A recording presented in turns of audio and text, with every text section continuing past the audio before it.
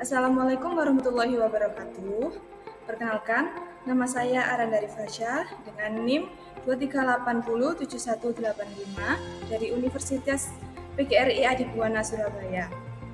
Saya akan menjelaskan mengenai kampanye praktik baik untuk tugas UAS Perspektif Sosiokultural dalam Pendidikan dengan judul penerapan scaffolding pada Zone of Proximal atau ZPD dalam pembelajaran IPAS kelas 5 SDN Gebran 1 Surabaya.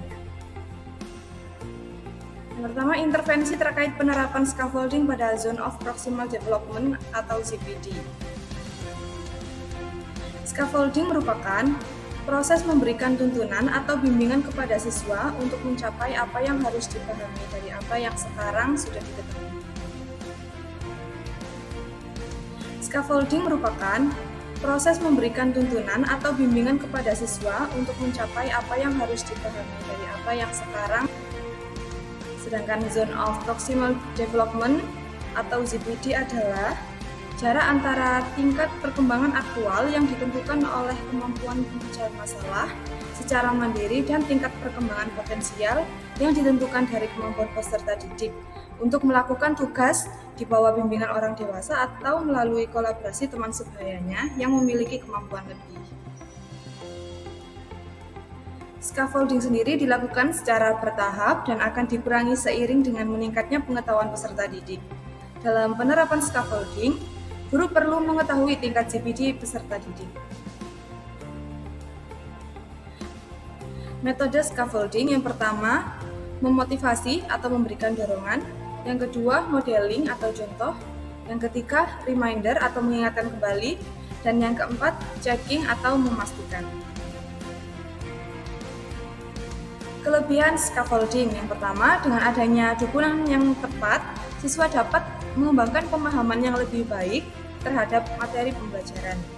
Metode ini memungkinkan siswa agar dapat belajar secara mandiri dan mengembangkan keterampilan pemecahan masalah.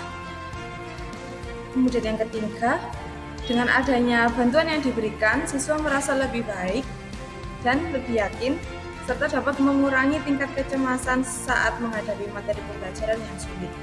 Yang terakhir, dengan memberikan dukungan yang tepat, siswa dapat memiliki retensi informasi yang lebih baik dalam jangka panjang.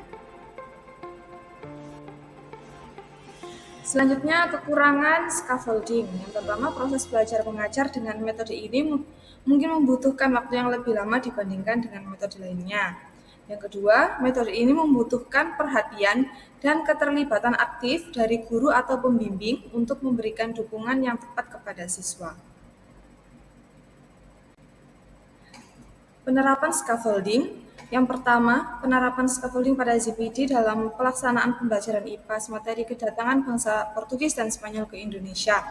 Kemudian, mengelompokkan peserta didik dalam 3 kelompok berdasarkan kemampuan tinggi, sedang, dan rendah agar dapat menjadi tutor sebaya dalam penerapan scaffolding. Kemudian, mengoptimalkan pemahaman peserta didik menggunakan model pembelajaran problem-based learning dan disesuaikan dengan tingkat kemampuan peserta didik. Lalu aktivitas pembelajaran. Aktivitas pembelajaran ini menggunakan model problem-based learning dengan sintaks yang pertama, orientasi pada masalah. Di sini guru memberikan pertanyaan pemantik untuk mengetahui pemahaman awal peserta didik.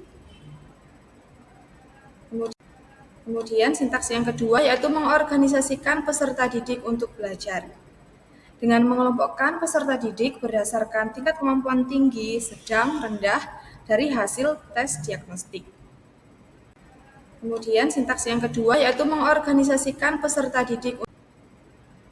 Lalu sintaks yang ketiga, membimbing penyelidikan individu maupun kelompok. Memberi bimbingan lebih banyak pada tingkat rendah, pada tingkat sedang diberikan lebih sedikit. Dan tingkat tinggi hanya mengonfirmasi jawaban saja. Peserta didik memberi bantuan kepada teman yang merasa kesulitan atau tutor sebaya. Setiap kelompok juga diberikan materi yang dikemas dalam bentuk yang berbeda-beda, yaitu seperti teks, komik, dan video. Kemudian, sintaks yang selanjutnya yaitu mengembangkan dan menyajikan hasil karya. Di sini guru memandu dan mengawasi peserta didik dalam menyajikan hasil dengan membuat mind map, infografis, atau presentasi sesuai dengan kesukaannya. Kemudian, sintaks yang terakhir menganalisis dan mengevaluasi proses pemecahan masalah. Di sini guru memberi umpan balik, kemudian penguatan konsep terkait materi yang telah dipelajari, dan memberikan asesmen formatif akhir untuk mengetahui capaian belajar peserta didik. Selanjutnya, hasil yang dicapai terkait penerapan scaffolding pada Zone of Proximal Development atau ZPD, di antaranya keterlibatan aktif, kemudian pengembangan keterampilan sosial, peningkatan rasa percaya diri, peserta didik menjadi lebih mandiri dalam memecahkan permasalahan, lalu peserta didik telah dapat mengutarakan pendapatnya sendiri dengan sangat baik dan terdapat progres atau peningkatan melalui scaffolding yang telah diterapkan di kelas. Kemudian, bagi peserta didik yang sudah paham dibuktikan dengan asesmen formatif akhir. Selanjutnya, pembelajaran dan replikasi terkait penerapan scaffolding pada Zone of Proximal Development atau ZPD. Pembelajaran dan replikasi terkait penerapan scaffolding pada Zone of Proximal Development atau ZPD, yaitu dengan menyusun pembelajaran yang sesuai dengan ZPD, guru dapat mengoptimalkan pencapaian siswa, membantu mereka mengatasi hambatan belajar, dan memperluas pemahaman mereka secara berkelanjutan. Proses ini juga memperkuat kemandirian siswa, memungkinkan mereka untuk mengembangkan keterampilan problem dan pemikiran kritis dalam menghadapi tantangan di masa depan. Sekian penjelasan dari saya. Apabila ada salah kata, saya mohon maaf. Wassalamualaikum warahmatullahi wabarakatuh.